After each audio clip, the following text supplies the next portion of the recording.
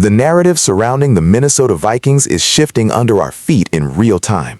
We are seeing a confluence of high-stakes personnel decisions, unexpected national media pivots, and a front office that is clearly operating with a singular, aggressive vision for the upcoming season. From the halls of Egan to the national spotlight, the chatter is deafening. Is this team finally ready to bridge the gap between contender and champion? We have 3 critical updates that provide a direct window into the current state of this franchise. The national media landscape is often a fickle beast, but when the narrative shifts regarding the Minnesota Vikings, it usually suggests something fundamental has changed in the team's ceiling. Colin Cowherd, a man who has famously been skeptical of the Vikings in the past, has officially flipped his stance. He is now identifying Minnesota as his surprise breakout candidate, and he is pointing directly to the acquisition of Kyler Murray as the catalyst for this dramatic turnaround. Let's unpack why this matters from a strategic and analytical perspective. For years, the Vikings have navigated the complexities of the NFC North with a roster that often felt like it was missing that final electric piece of the puzzle, a dynamic, dual-threat weapon under center who can neutralize complex defensive schemes with both his legs and his arm. When we analyze the addition of Kyler Murray, we are not just talking about a quarterback change, we are talking about a fundamental shift in offensive philosophy. The scheme fit here is fascinating. We know the current coaching staff values high-efficiency passing and the ability to operate effectively outside of the structured pocket. Kyler Murray brings a level of improvisational capability that forces opposing defensive coordinators to play differently. When you have a signal caller who can turn a broken play into an explosive gain, you change the math for the entire secondary. This is likely what triggered this reevaluation in the national consciousness.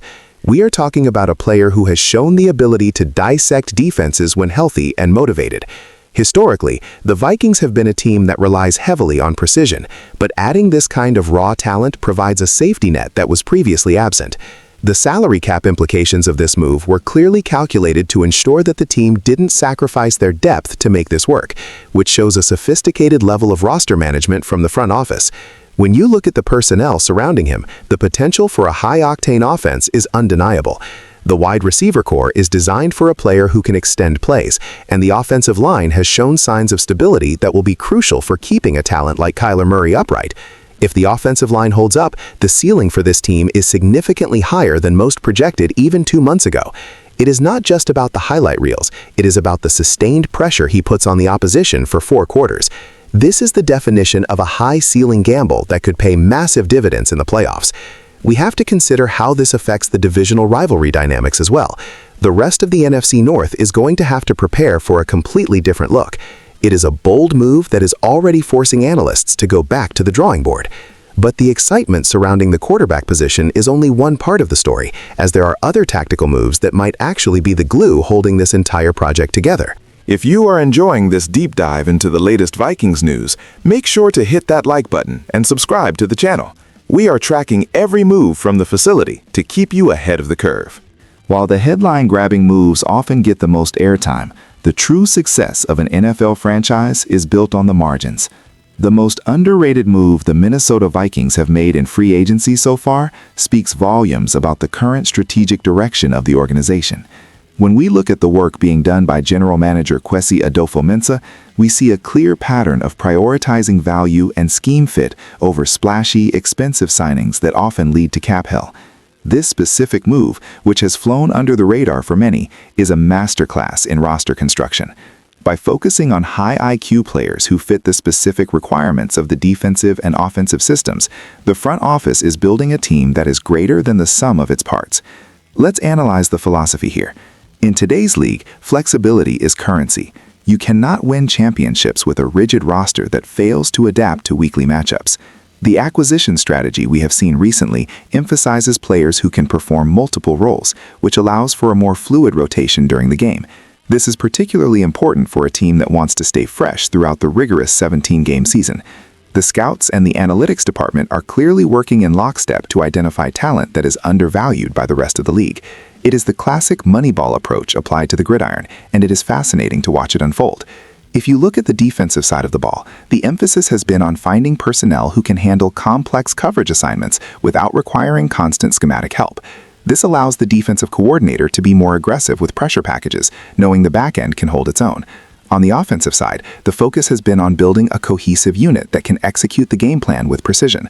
When you aggregate these smaller, calculated signings, you find that the depth chart is significantly more robust than it was this time last year. This is the kind of long-term planning that separates organizations that are perpetually rebuilding from those that are consistently competing for home field advantage. It is not just about the immediate impact of one player. It is about the ripple effect that a smart, cost-effective signing has on the rest of the roster salary structure. It gives the team the breathing room to address other needs as they arise throughout the season, perhaps even mid-season if a major injury occurs. The fan base should feel encouraged by this discipline. It suggests that the decision-makers are not chasing headlines, but are instead building a sustainable infrastructure for success. This is exactly the kind of move that wins games in November and December.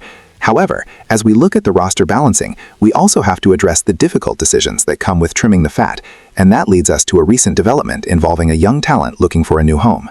The reality of the NFL is that for every move forward, there is often a difficult decision that results in a parting of ways. We have received confirmation that the Minnesota Vikings have waived center Zeke Correll. This move, reported this past Friday, is a clear indication that the team is aggressively refining its roster during this current free agency window.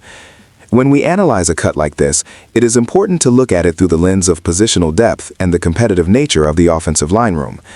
The center position is the brain of the offense, and the coaching staff has very specific requirements for the player who snaps the ball and coordinates the protection calls at the line of scrimmage.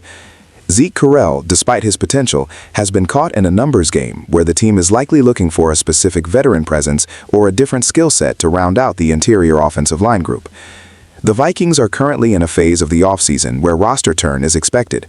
They are looking to maximize the talent ceiling of the 53-man roster, which means that players who are not viewed as immediate contributors or long-term developmental fits are often released to make room for new acquisitions. This is not necessarily a reflection on the talent of the individual, but rather a reflection of the team's evolving requirements. From a scouting perspective, the interior line needs to be able to handle both the power and speed of modern NFL defensive tackles, and if a player does not demonstrate that specific blend of traits, the team will move on quickly to optimize their resources.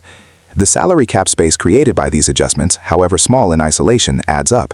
It allows the front office to pursue other depth pieces or retain key veterans who might be entering the final years of their contracts. It is a cold, calculated process, but it is necessary for maintaining a competitive edge. Fans often react emotionally to the departure of young players, but this is a standard operating procedure in a league that demands constant improvement. The Vikings are clearly not afraid to make the tough calls to get the right personnel in the building. As we look at the path forward, it will be interesting to see who the team brings in to compete for those remaining spots on the interior. The offensive line is the backbone of any championship aspiration, and the front office is clearly sending a message that they are committed to ensuring that that unit is as strong as it can possibly be. This move is a reminder that the roster is a living, breathing entity, subject to change until the very moment the regular season kicks off. It has been an incredibly busy stretch for the Vikings, from national praise regarding new additions to the quiet tactical refinement of the roster. We are seeing a team that is clearly attempting to pivot toward a more aggressive and flexible future. As the offseason continues, the pressure remains on the front office to execute their vision perfectly.